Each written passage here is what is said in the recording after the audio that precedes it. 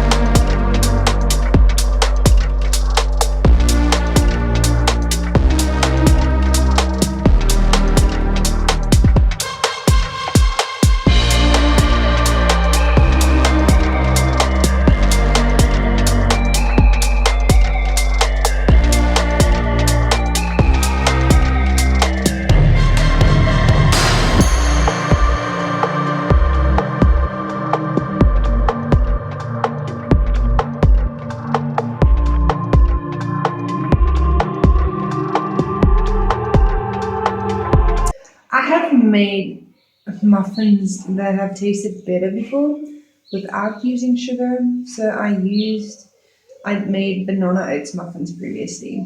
And I prefer that to these ones, even though I only added a little bit of sugar and the recipe asked for double that, which I wasn't going to do.